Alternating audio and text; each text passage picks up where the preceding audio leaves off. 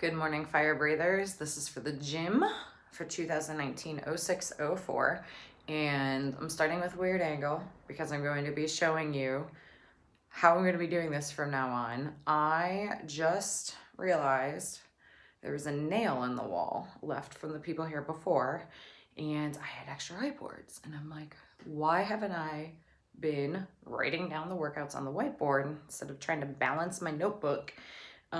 It's color coordinated in the order of how yours truly will be doing things, just like my notebook. Some things never change. So, but as I'm doing your video, when I'm looking up to the wall, that's what I'm looking at. So I'm be like, why is Ray being crazy and staring at the wall? That's why. So, all right. I believe I warned you guys last week that June is going to have a lot of percentage work, and some of the percentages are going to be a little odd, so just round to the best of your ability. Most quality training facilities have change plates, and you can do the weird 1 and 2 and 3 pound increases. And I am a huge proponent, which is why I do that this way, of those do make a difference.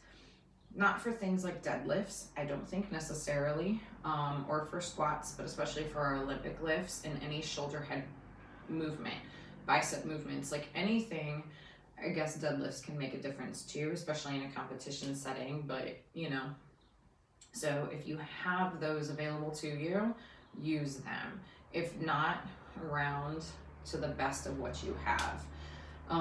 You will be seeing these percentages go up as the month goes on. We are leading to a test month, or testing our new maxes coming up in July. So just kind of keep that in mind. Trust your programming, trust your coach, that on the days that it feels good, do the higher end of your percentage, like round up, but please do your best to refrain from maxing out at any point now. We're still building. This is a marathon, not a sprint. We're laying the groundwork for good, solid numbers to move forward. So, that being said, I do hope that the way I wrote it out in your programming makes sense. I played with a lot of different ways for, if you're reading it, how to have it look. For the clean and jerk waves, essentially what you're doing is an EMOM, and I figure it's easiest if you're using your phone or just a running clock. I gave you what lift you're doing and what number. So what I want you to think about how this is going is you're doing the 70% the first minute, the 75% the second, 80% the third, dropping back down to the 70, 75, 80, 70, 75, 80, and then resting. And then you're doing an EMOM for 3 minutes at those final 3 percentages. So hopefully that makes sense. And then note that you've got different movements going from your wave cycle and then that final 3 minute EMOM. So you're starting with a hang squat clean, a squat clean, and a split jerk. Deadlift. Back down to the ground. Split. Hopefully without losing balance. Hang from the floor, split, jerk. And then for that final 3 minutes after you've rested, you're going up in percentage by a little bit, right? So this is where those change plates would come in handy, and then you're just doing a clean and jerk. Squat, split. Okay, so that's that. Have fun with that and enjoy. And then Metcon in a vest. Bodyweight movements though, for the most part. Dreamfyre is what I named this one today. Chest to bars, make sure you're making contact with that bar. Pull-ups are just chin over bars, so those can be strict. Kipping, butterfly, however you have to have that work, do that. Handstand push-ups. So since you will be in a vest for these handstand push-ups, I really recommend, because I have a lot of vests, the 511 vest is the best one that I have found for handstand push-ups, because it does hold you tight and doesn't flop into your face. If you don't have a vest that stays on your torso while you're upside down, borrow one from someone who does is what I would recommend. And then hand release push-ups, and then air squats. So for most of us, right, our two movements that you need to consider, am I doing this workout RX in the vest at the weight that it calls for, is going to be the handstand push-ups and maybe the chest to bars. Now, you can always scale this by going a lighter weight in the vest. So then that way you're still training these movements weighted, just not to the level that it is called for. You can also throw on ankle weights. For most of these, that would be acceptable. I don't really recommend, say, like putting your vest on for the first 2 minutes, taking it off for the handstand push-ups, and then putting it back on for the last 2 movements. That defeats the intention of the workout for this today. So try your best. If you can do handstand push-ups, again, just scale the weight in the vest. If you don't have access to a vest, then go ahead and scale this workout by just doing it RX and without the vest. RX without the vest. So make it scaled, but getting all your reps in. If you absolutely want to do the vested weight, which could be a valid option for some of you. So I did Murph in a 20-pound vest, or you've trained these movements in a 30-pound vest. Wear the RX vest, but then cut your reps down. So obviously I made this with a 3, 5, 7, 9, 11, 13 pattern, but you could change the pattern to 3 chest to bars, 5 pull-ups, 7 handstand push-ups, but keep the idea the same throughout. So increasing reps as you go through all these movements. But have fun with this. That one. Then you're following it up with a single dumbbell lifting session. So you can go up in weight as needed. Your score is your press. You'll see in the description, you can do this press seated or standing. Your choice, depending on where you're at, what you're doing, how busy the gym is. You're gonna do 3 presses on one arm, 3 presses on the other. They're strict presses, we're not push pressing.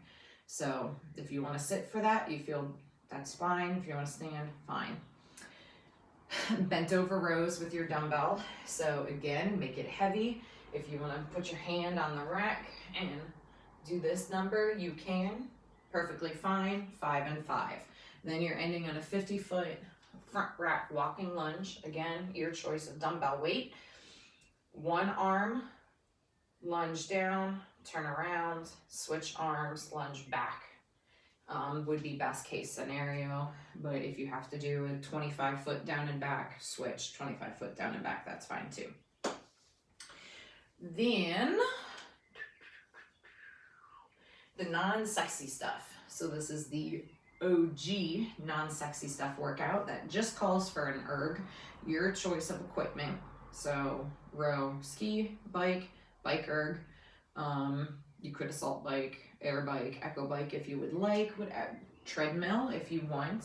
So treadmill counts calories. This is sort of a longer one, but it is for time. So do not cut your rest time short, right? The idea is that you're sprinting the calorie work. So hit that first calorie count, rest that amount of time. Next calorie, rest. It's a little bit of a mental exercise since you're keeping track of some different type of rest schemes. So just again, full body training and getting that cardio in. Leave your total amount of time that it took you to complete and leave what equipment you used in your notes. So did you row, did you ski, did you bike?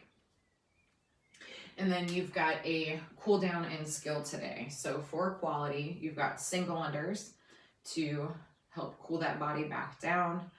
Banded pull aparts. So just grab an exercise band, stretch that chest, squeeze those shoulder blades. And then you have max second free standing handstand hold. Now, I did put after for your notes for this, regardless of where you're at, this should be freestanding. I can't do a freestanding handstand hold, coach.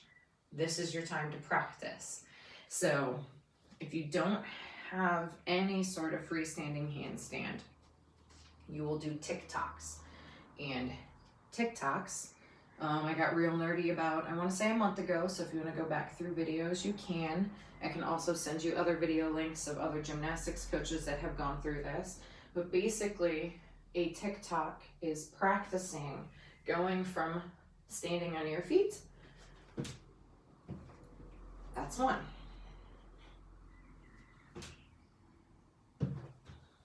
2. So you could practice that, and those are, again, for kids gymnastics, they call those tick-tocks. Teaches you how to get comfortable balancing on your hands. It's doing an arm balance and then training your body how to come all the way up and over. So you are practicing those. And again, it's part of getting over that fear of kicking up without the wall.